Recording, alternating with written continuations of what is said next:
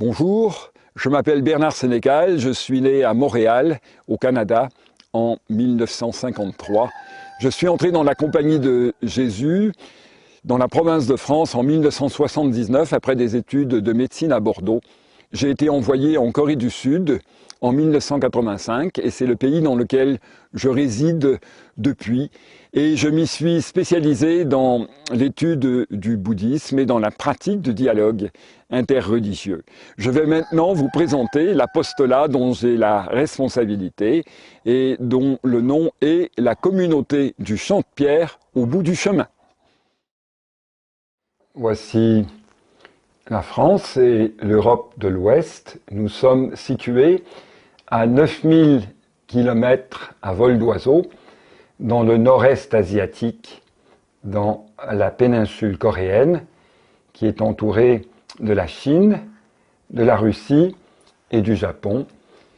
Plus précisément, nous sommes à 150 km au sud de la Corée du Nord et à 100 km à l'est de Séoul, dans les contreforts d'une chaîne de montagnes qui s'appelle les Grandes Blanches parce qu'elles sont couvertes de neige pendant une grande partie de l'année. La communauté dont je suis le président du conseil d'administration s'appelle la communauté du Champ de Pierre au bout du chemin. En anglais, c'est The Way's End Stonefield Community. Et en coréen, c'est Dojeon Dolpak Kongdongche. Alors, pourquoi le Champ de Pierre? Et tout simplement parce que nous sommes situés dans des montagnes dont le sol est extrêmement ingrat, parce qu'il est pierreux. Et ensuite, pourquoi au bout du chemin? Parce que c'est un village qui se situe en fond de vallée et qui, jusqu'à tout récemment, était un cul-de-sac. Et cela signifie que nous désirons, au plan spirituel, cela signifie que nous désirons aller jusqu'au bout du chemin proposé par le Christ. Nous voulons aller au bout de la voie spirituelle. Et en même temps, nous reconnaissons humblement que le point de départ est un champ de pierre. C'est-à-dire, c'est l'état de notre âme et de notre esprit. La pierre qui se trouve à l'entrée de notre communauté a une symbolique qui explique notre spiritualité. Vous avez en grec l'alpha et l'oméga qui montrent que nous sommes centrés sur la personne du Christ. À gauche, vous avez un sinogramme qui représente le rocher, puisque nous sommes la communauté du Champ de Pierre. Et vous avez à droite la colombe qui symbolise l'Esprit Saint. Et au centre, vous avez un vide qui signifie que nous avons à nous vider de nous-mêmes, c'est-à-dire à vivre une kénose, comme le Christ, important, c'est-à-dire pour être rempli par l'Esprit Saint, pour pouvoir aller jusqu'au bout de la voie proposée par le Christ, nous devons accepter de passer par la kénose, de nous libérer au maximum, d'être libérés au maximum de nos égos, pour qu'ils soient remplacés par la personne du Christ, par une relation au Christ. Au plan juridique, nous sommes une association religieuse sans but lucratif et au plan religieux, nous sommes de type fédératif, c'est-à-dire que nous ne sommes pas, bien qu'ayant été fondés d'abord et avant tout par des catholiques et des protestants, nous ne sommes pas strictement chrétiens. Nous acceptons des confessions religieuses différentes et nous acceptons aussi des gens qui n'ont pas d'affiliation religieuse particulière. Nous acceptons même des athées.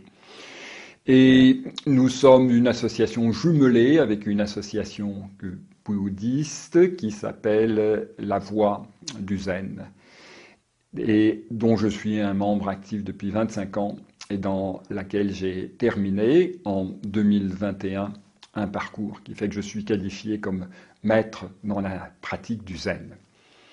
Cette relation est extrêmement importante pour nous parce qu'elle atteste au plan juridique que nous sommes en dialogue actif avec le bouddhisme, nos partenaires bouddhistes. Alors c'est en 2014 que le pape François a visité la Corée du Sud au cours de l'été et son traducteur, qui allait devenir 15 jours après le passage de François en Corée du Sud, eh bien, allait devenir le provincial de la Corée du Sud, de la province des Jésuites de Corée du Sud. Et il s'est trouvé à lui parler, ce traducteur a parlé au pape de la communauté dont je suis le fondateur, et le pape a dit au provincial, eh bien, c'est l'avenir.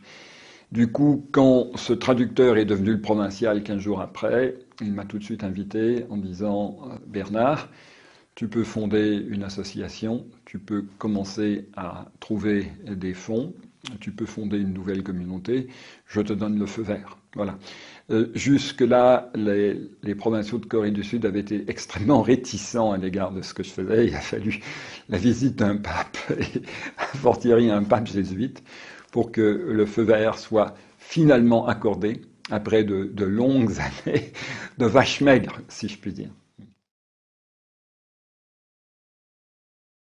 Voilà. Comment définir cette communauté du champ de pierre au bout du chemin? Eh bien, elle a trois principaux champs d'activité. Le premier, c'est une vie spirituelle intense. Nous sommes nés dans la contemplation et nous entendons bien poursuivre ce chemin contemplatif. Et notre rêve, c'est d'arriver vraiment à l'union complète avec Dieu, voilà, à la divinisation, à la christification intégrale.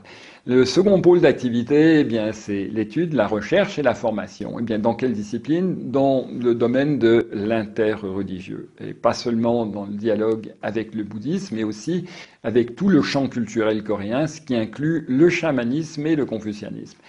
Et c'était notre second pôle d'activité. Et notre troisième pôle d'activité, c'est l'agriculture organique. Il s'agit de renouer pour nous avec la terre en faisant un travail physique important, mais pour assurer une part de notre subsistance. Alors, nous cultivons pratiquement 3000 mètres carrés et nous avons 4 espèces de poules différentes qui nous permettent d'avoir à la fois des œufs et de la viande. Voilà. Maintenant, je pourrais définir notre communauté un peu plus avant en disant qu'elle a 5 caractéristiques.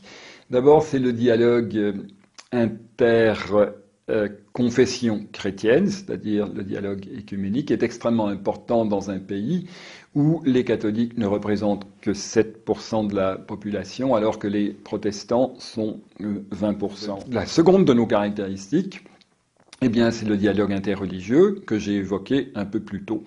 Alors, il est extrêmement important parce que l'éthos coréen est composé des différentes couches que j'ai évoquées tout à l'heure, c'est-à-dire la couche chamanique, ensuite la couche bouddhique et la couche confucéenne. Ensuite, une troisième de nos caractéristiques, eh bien, c'est une vie internationale. Nous acceptons toutes les nationalités. Actuellement, comme membre de la communauté, eh bien, il y a 3 Coréens, il y a un Français, un Canadien et un musulman de la bande de Gaza. Ensuite, quatrième caractéristique, c'est une communauté qui est mixte et qui accepte à la fois les hommes et les femmes. Tous nos membres actuellement sont des célibataires. Et il va sans dire eh bien, que nous entendons réaliser ensemble l'image de Dieu telle qu'elle est définie dans la Bible. Cinquième et dernière caractéristique, la communauté accepte autant des laïcs que des gens qui sont, peuvent être des ecclésiastiques ou des religieux. Je vous ai présenté la communauté du champ de pierre au bout du chemin. Le sinogramme qui est ici, eh bien, signifie la voie. Bien sûr, il symbolise pour nous la voie, la vérité et la vie dans le Christ. Et notre désir est d'aller au bout de ce chemin. Et c'est une ambition que l'on pourrait qualifier de folle, mais soyons humbles et reconnaissons que c'est Dieu lui-même qui la place au fond du cœur de l'homme. Merci de votre attention et au plaisir de vous retrouver, et peut-être même ici en Corée du Sud.